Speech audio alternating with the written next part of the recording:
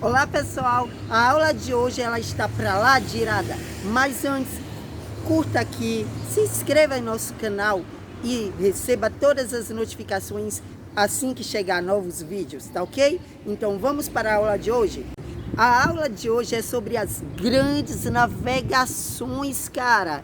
Que aí já não ouviu falar sobre o descobrimento ou achamento do Brasil? Bom, é sobre esse período que a gente vai falar hoje.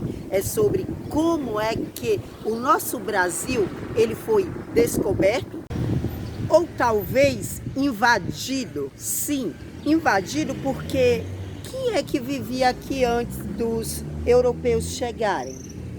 As grandes navegações é o nome dado a todo o conjunto de esforço de expedições, ou seja, de levadas de navios por mares a diversos territórios que foram encontrados ou invadidos no mundo. Então, vários reinos, eles de alguma forma foram em busca de novos territórios ou especiarias.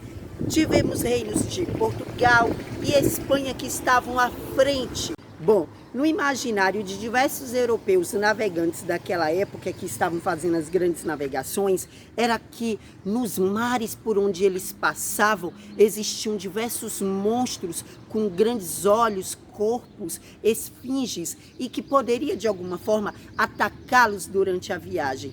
Assim, muitos navegantes eles ficaram com medo de enfrentar os mares. Outros que de alguma forma morriam por alguma doença ou qualquer outra doença patológica ou outro fator.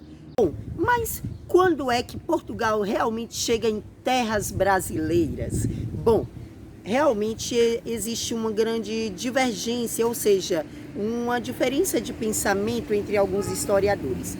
No livro de história de vocês, de livro didático, vai estar lá 1500, mas é sempre bom a gente também poder refletir sobre isso, porque existe aí uma certa diferença das datas. Bom, mas fato é que a partir do século XV, por volta de 1500, o Brasil ele estava sendo invadido ou descoberto por portugueses. Portugal, o Pedro Álvares Cabral, né, ele chega aqui no nosso Brasil e ele de alguma forma chega nessas terras, mas só fica lá por lá uns 8 dias e volta para as Índias. As Índias era o lugar onde eles buscavam especiarias. Especiarias eram produtos como a gente conhece hoje, corante, noz moscadas, e esses produtos eram de grande riqueza e valia neste período. Sendo assim, Portugal, ele ao chegar no Brasil, ele encontra quem? Sim, ele encontra diversos indígenas de diversas nações. Muitas pessoas acham que indígena é um só, né? Mas existe uma diversidade de nações com características diferentes, tá ok? Também foi muito estranho aqueles indígenas verem os portugueses todos vestidos de roupas, com vários objetos. Eles devem ter pensado, rapaz, que esse cara maluco, tudo vestido, tudo com muita roupa. Muitos reinos europeus, como Portugal, Espanha, França, entre outros, à medida que eles vão avançando em alguns territórios descobertos ou invadidos, eles irão tomando posse daquele lugar, o que a gente chama de colonização. Eles tomam posse daquele lugar, dominam e colonizam aquele lugar a fim de explorar algum tipo de recurso econômico, de matéria-prima. Assim, Portugal, ela também fez diversas colônias em vários continentes, como da Ásia, da África, continente da África, ele foi muito colonizado, inclusive a conquista de Ceuta em 1415. Os portugueses, eles começaram a falar, olha, a única riqueza aqui que a gente pode ter é essas madeiras.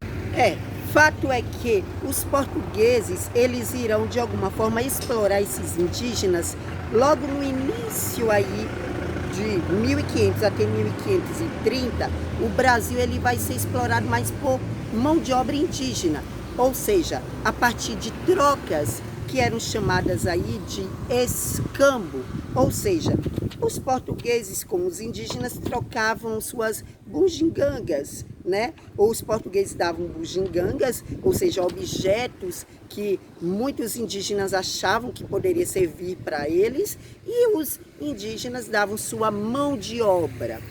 Assim, a partir de 1500 a 1530, nós teremos aí o Brasil pré-colonial. Ou seja, nesse primeiro período aí de 30 anos, os portugueses eles não se interessaram de imediato pelo Brasil e não fixaram, ou seja, não povoaram o nosso Brasil de início. Depois, a partir de 1530, os portugueses eles começaram a perceber que outros reinos, como França, Holanda, etc., estavam interessados no Brasil, tanto que já tinham invadido, inclusive, o nosso território. Logo, os portugueses, eles falaram, rapaz, não dá aqui para vacilar, não. Ainda não sabemos de certeza o que é que tem tanto aqui nesse território brasileiro, então nós iremos pegar e povoar esse território. Foi assim que, a partir de 1530, os portugueses eles fizeram uma colônia de povoamento no nosso Brasil.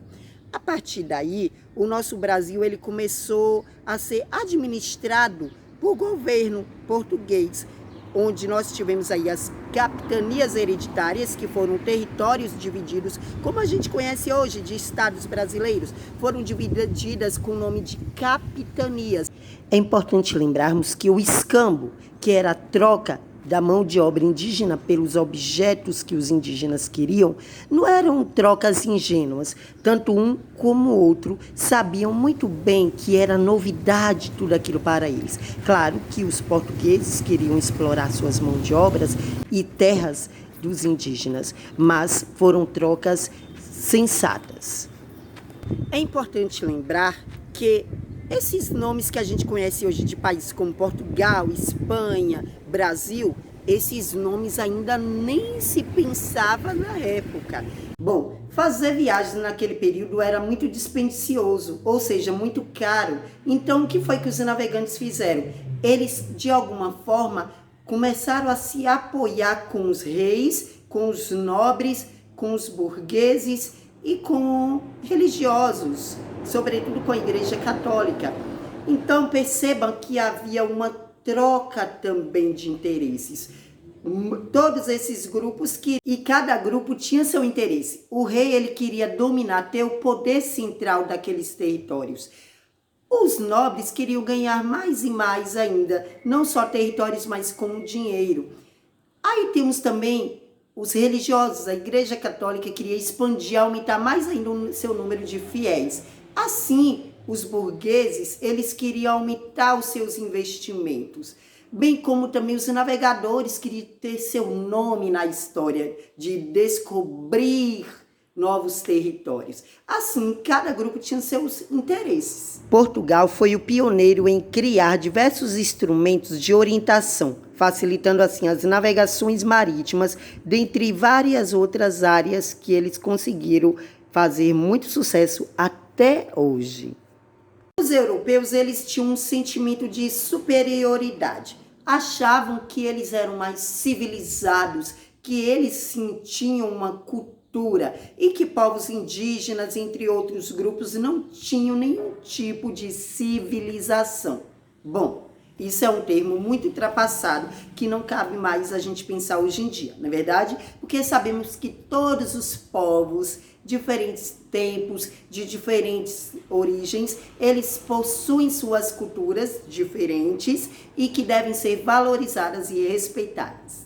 As grandes navegações também foram abordadas em diversas obras literárias, em diferentes tempos e espaços. Quem aí de vocês não conhecem Luís Camões, Luís Vaz de Camões ou Fernando Pessoa? Luís de Camões, ele fez uma grande obra literária muito conhecida por muitos, que é Os Lusíadas. Os Lusíadas mostram um pouco de como foram as navegações dos portugueses. Bom, pessoal, por hoje é só. Continuem assistindo a todos os vídeos que dão continuidade sobre as grandes navegações, tá ok? Um beijo e até a próxima!